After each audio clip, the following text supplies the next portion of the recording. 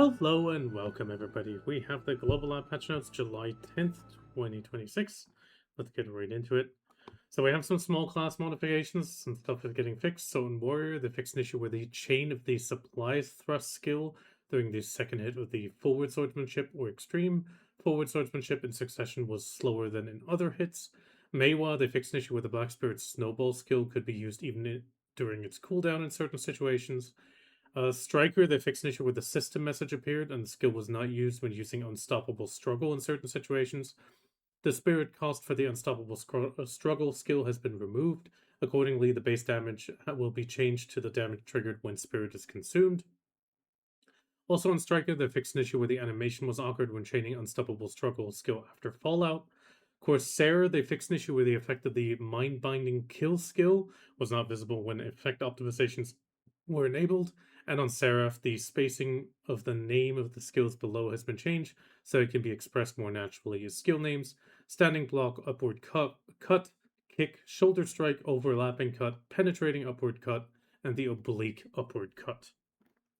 Then we have some small changes. Content-wise, they're increasing the wild horse populations. Pretty much the same chance for spawning, but the amount of horses are being increased. So for example, Flemme Hill is going to go from 3 to 5 animals. Balanos North Baragi Forest is going from 3 to 4. Fogan Marsh between Southern Camps and Southern Guard Camp is going from 2 to 4. King's Forest southeast of Alejandro is going to go from 2 to 4. Kingswood east of Lynch Farm is going to go from 3 to 5. Heidel North Quarry is going to go from a single horse to 3. Balanos Mountains, northwest and west of the Wizard's Altar, are going to go from 2 to 4. Abandoned Mine is going to change from 4 to 5. Breachtree Ruins, near the northeastern mountain summit, is going to become 3 animals. Eferia Valley, near the Shepherd Ron, is going to go from 3 to 4. Near Eferia Port Village, it's also going to go from 3 to 4. Balanos Mountains, northeast of Florin, is going to go from 3 to 5. Land of the One-Eyed, or Land of the Cyclops, southwest of Trent Village, is going to change from 1 to 4 animals. Dorote Hill, west of Gaiac Altar, is going to become 5 horses as well. Sherkan Mine Road, south of Duvenkroon, is going to go from 4 to 5 horses. Spring of the Origin, near Sherkan Tomb, is also going to become 3 to 4. Well, 4 horses. And the Sherkan Tomb, southeast of the Sherkan's Tomb, is going to also change from 3 to 4. Then a small little thing for the people playing YAR and struggling to find people, a matching feature has been added to the YAR minigame, so it has been improved so it can be enjoyed with other adventurers from other servers. You can enjoy a match by selecting it through the existing YAR Battle Invitation menu.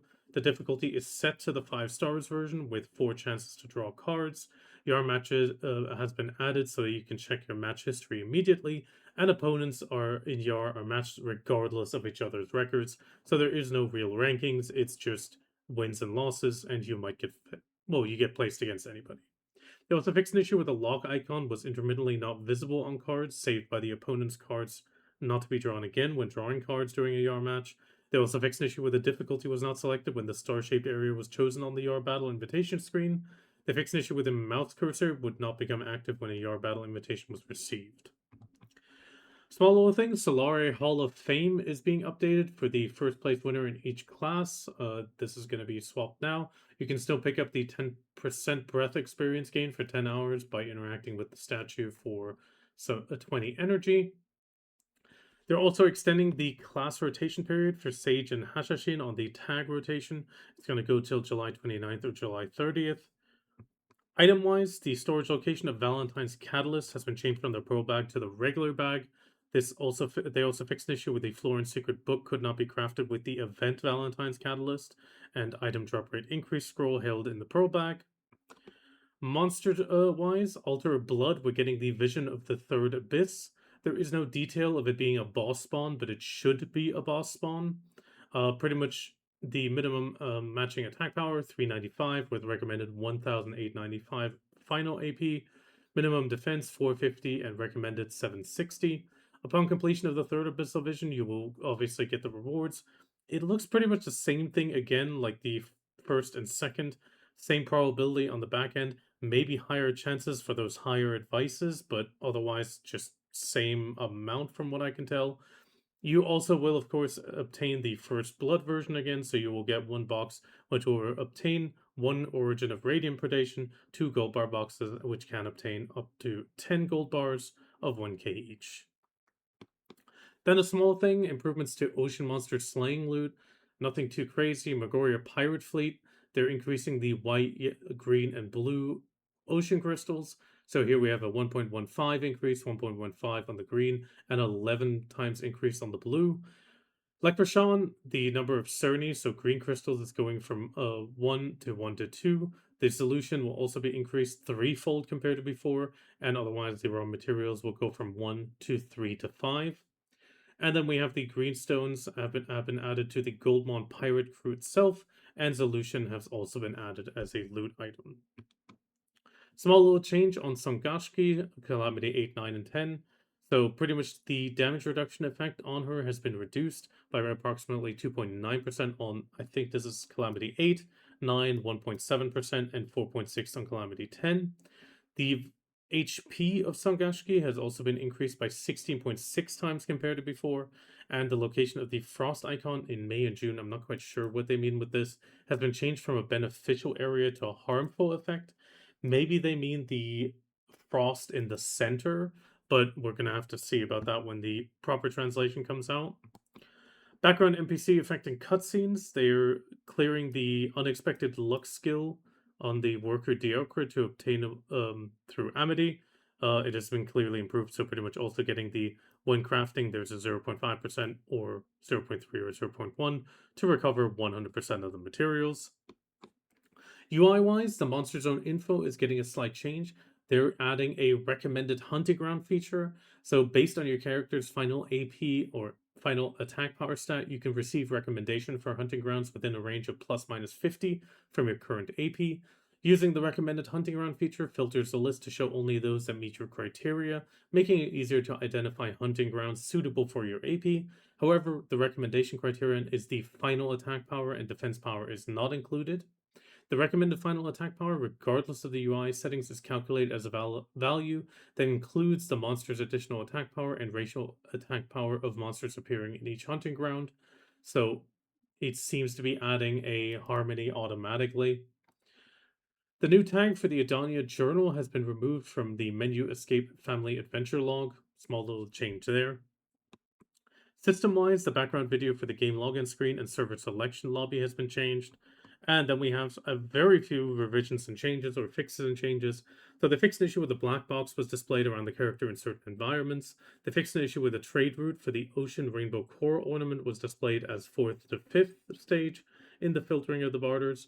The intermittent stuttering that occurs when changing characters during world boss spawn times has been alleviated.